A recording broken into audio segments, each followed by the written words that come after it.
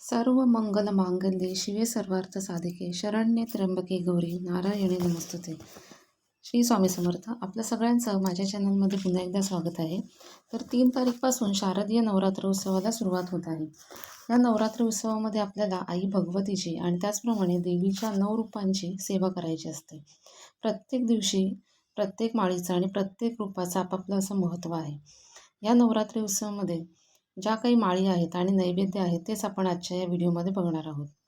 आणि ह्या ज्या माळी आहेत त्या दररोज आई भगवतीच्या घटाला आपल्याला अर्पण करायच्या आहेत. कारण घटाच्या रूपामध्ये आई भगवती सूक्ष्म स्वरूपात आपल्या घरामध्ये विराजमान झालेली असते.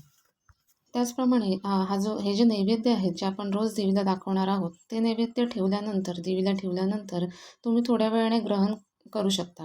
कारण हे जर नैवेद्य तुम्ही तसेच ठेवून दिले तर ते खराब होऊ शकतात किंवा मग त्याला मुंग्या लागू शकतात. त्यामुळे देवीला दाखवल्यानंतर घरातल्या सगळ्या सदस्यांनी थोडे थोडे करून ते ग्रहण करू शकता. तर आता आपण देवीची जी 9 दिवसाची 9 रूपं आहेत त्याचप्रमाणे वेगवेगळ्या ज्या माळी आहेत आणि जे नैवेद्य आहेत त्याबद्दल जाणून घेऊयात. तर 3 ऑक्टोबर म्हणजे सगळ्यात पहिल्या दिवशी आपल्याला देवी शैलपुत्रीची पूजा केली जाते. नैवेद्य जो आहे तो देशी तूप म्हणजे गाईचं तूप जे आहे आपलं त्याचा नैवेद्य दाखवायचा आहे. आणि माळ जी आहे ती शेवंतीच्या फुलांची किंवा मग सोनचाफ्याच्या फुलांची माळ आपण अर्पण करायची आहे. 4 ऑक्टोबर या दिवशी म्हणजे दुसऱ्या माळीला आपल्याला देवी ब्रह्मचारिणीची पूजा करायची आहे, केली जाते. आणि नैवेद्य आपल्याला साखर किंवा फळे ठेवायची आहेत. त्याचप्रमाणे माळ जी आहे ती अनंताच्या फुलांची, त्याचप्रमाणे मोगऱ्याच्या फुलांची माळ तुम्ही अर्पण करायची आहे. तिसऱ्या माळेला म्हणजेच 5 ऑक्टोबर या दिवशी देवी चंद्रघंटा या देवीची पूजा केली जाते. आणि नैवेद्य आपल्याला दूध किंवा दुधापासून बनवलेले पदार्थ, त्याचप्रमाणे माळ जी आहे आपल्याला ती निळ्या कलरच्या फुलांची माळ म्हणजे गोकर्ण किंवा कृष्णकमळाच्या फुलांची माळ तुम्ही अर्पण करू शकता. चौथ्या माळेला देवी कुष्मांडाची पूजा केली जाते आणि नैवेद्य जो आहे आपल्याला मालपुआ दाखवायचा आहे. आणि माळ जी आहे ती केशरी किंवा भगव्या रंगाची फुलं म्हणजे झेंडूच्या फुलांची माळ तुम्ही अर्पण करू शकता.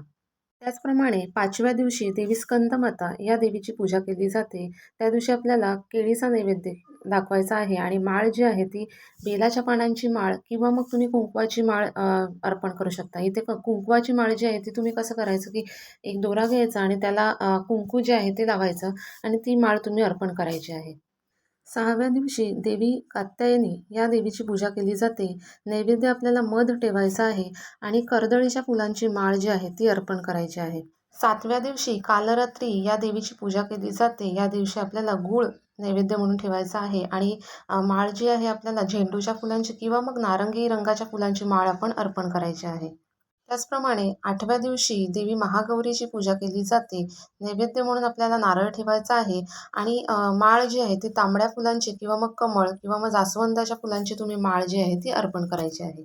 9व्या दिवशी सिद्धिदात्री या देवीची पूजा केली जाते आणि नैवेद्य म्हणून पांढरे तीळ किंवा मग तिळापासून बनवलेले पदार्थ तुम्ही अर्पण करू शकता. त्याचप्रमाणे माळ जी आहे ती आपल्याला कण्हेराच्या फुलांची किंवा मग गुलाबांच्या फुलांची किंवा मग गुलाबांच्या पाकळ्यांची माळ देखील तुम्ही अर्पण करू शकता.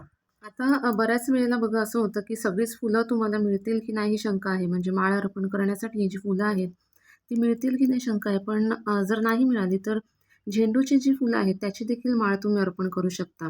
पण जर शक्य झालं आणि ही फुलं मिळाली तुम्हाला तर त्याचीच माळ अर्पण करण्याचा प्रयत्न करा.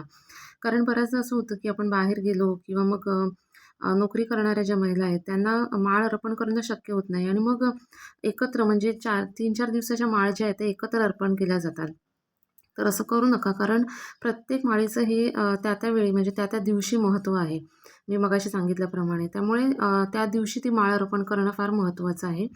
तर तुम्हाला जर ही फुलं मिळाली नाहीत तर किमान झेंडूच्या फुलांची माळ तुम्ही अर्पण केली तरी देखील चालेल. त्याचप्रमाणे बघा तुम्ही घट जरी बसवत नसाल किंवा मग अखंड दिवा तुम्ही लावत नसाल किंवा दुर्गा सप्तशतीचा पाठ तुम्हाला करायला जमणार नसेल. कारण बऱ्याच ज्या जॉब करणाऱ्या महिला आहेत त्यांना हे सगळं शक्य होत नाही वेळेअभावी. तर पण अशी एक महिला नाही आहे की जी या 9 दिवसांमध्ये आपल्या घराच्या आणि आपल्या घरातल्यांच्या प्रगतीसाठी काही करणार नाही. किमान 9 दिवस उपवास तरी केले जातातच आणि हे फक्त उपवास करणं हे पण कमी सेवा नाही आहे. ही देखील आई भगवतीची मोठी सेवा आहे. त्यामुळे ह्या सेवेचं फळ देखील तुम्हाला मिळेलच. त्याचप्रमाणे आपल्या कुलदेवीची कृपा देखील तुमच्यावर राहील. पुन्हा एकदा आपल्याला सगळ्यांना शारदीय नवरात्र उत्सवाच्या खूप खूप शुभेच्छा. व्हिडिओतील माहिती जर आपल्याला आवडली असेल तर व्हिडिओला लाईक करा आणि अशाच व्हिडिओसाठी चॅनलला सबस्क्राईब देखील करा. धन्यवाद.